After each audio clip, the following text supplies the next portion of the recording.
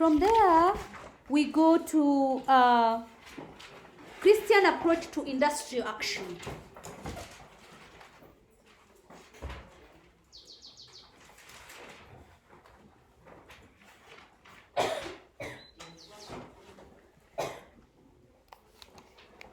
Industrial action is what basically you call a strike, right? That is what you call a strike. That is industrial action.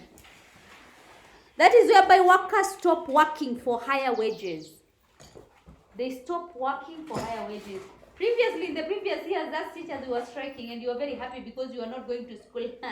Students are usually not very realistic. So, we used to strike, but nowadays we don't. Because of that time that we went on a strike and then we were not given our salary. We went like almost a whole month, right? Yes, there was that time. We forgot. We were given the salary later. Yes. Strikes is workers stops working for higher wages. Yes, it's in basic. That one is even I don't know this last year, but the doctor stopped working. Yes, for higher wages. They striked. That's if you hear strike, it's either called a strike or in more advanced is an industrial action. It even happens. I've seen a few companies striking, like the EPZ. Yes, and they also strike for higher wages. We have different types of strikes. Sometimes people don't, as I'm telling you, the workers stop. In basic terms, in general, striking is whereby you stop working for higher wages, yes? Sometimes you can strike in another way. You can come, at that time teachers used to strike. Some teachers used to come to the school, they sign in the school, and then they sit in the office. They don't do anything. There's also that type of them. You are already here. You've already signed in, yes, but you're sitting in the office, you don't come to teach. There's also a go slow. A go slow is whereby if you're working in a company and you're supposed to know very well that you're supposed to work from 8 to 5, right? When you go to do a particular job that you normally do for 1 hour, yes, you do for many hours? The whole day. You keep on doing it the whole day. You know, I can as myself, if we are on a strike and let's say this is an institution like that and I'm on strike, I can teach something that is supposed to be taught on one lesson. I can teach it the whole day. Yes, what am I supposed to, what can I do in order to teach it the whole day? I give you many stories and examples. Yes, we read all the books. We check what every book is saying. Yes, yes. So that that's a go slow. It's also another type of a strike. So, effects of industrial action.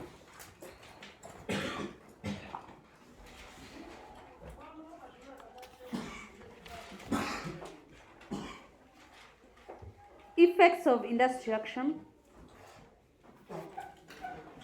Number one, in general, it causes physical injuries or even death. Because sometimes when people are striking, they what? They destroy. Some of the strikes are very severe. They destroy the infrastructure of the institutions. So it can cause physical injuries or what? Or death.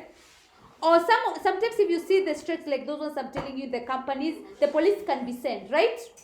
They come with the tear gas, they come with the guns. It can cause death. There's also hatred. Remember, the hatred is between the employer and the what? The employees.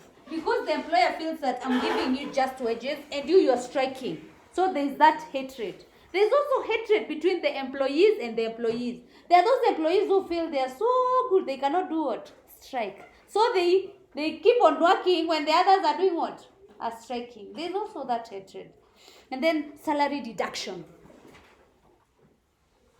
Like I can give you, when the nurses striked last year but one, their salaries were deducted. Because their salaries went to the county government, they were deducted for salaries. That one I can easily tell you so. There is also job loss. Another result of industrial action is job loss. Yes, because if the employers decide that you will not be employed, yes, some of them were even sacked. So job loss, family instability. Because if you're not working, you're on strike, you're not being paid, right? And the family are still the same needs, basic needs that you should be able to cater to them. So this causes the family instability, and there's also failure to get a job elsewhere. If you strike and the employer decides that is going to write you a bad recommendation letter, that means you cannot get a job elsewhere. Yes? And some of the jobs that people work in are they have a very thin line on relationships between one company and the other. So if your employer decides that you won't get that same job in another company, you can tell all the other. You never remember when I told you they have the relationship with other employers. So failure to get a job elsewhere. So I gave you the assignment. I told you to write the negative results of strikes in schools. Yes? Number one, it may lead to expansion of the inciters and culprits from school. This may mean lose of learning opportunity and hence complete ruin one's future. So number one, it can lead to expulsion of the culprits. Then if you are expelled, you're saying that you're going to lose a learning opportunity, therefore it can completely ruin one's future. It may be very expensive for the parents, especially those schools that strike and then the students destroy what? Property, the school property. So it may be very expensive to parents, since schools may levy a charge to all parents for damages caused before students can be readmitted in the school. Especially those who strike and burn the dormitory, yes? Or they burn a classroom. Now the parent has to go back to the pocket to bring a levy that is being asked by the school. It may also lead to injuries among students. If the situation degenerates to riots, injuries, because when they strike, they usually throw, I don't know, some students are very funny. They throw stones. Why are you throwing stones? That can easily, if let's say you're destroying property, you're throwing a stone on this window, the glass can easily do what? It can easily injure you. If you're burning a dome, you can get burnt inside the what? The dome. That's an injury even. Loss of study time leads to loss of study time. Because here the guilty students may be suspended while others go on with learning. It may lead to poor academic results because of the time lost. That means that the students may return to school but not settle, because the strike hangover may continue. It also leads to mistrust, because teachers and students may not maintain the friendly rapport they may have shared before.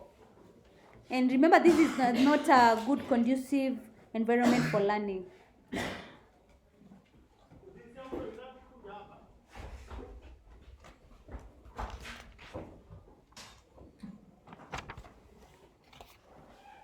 Are we together? Is there any other point that I've left that you want to add?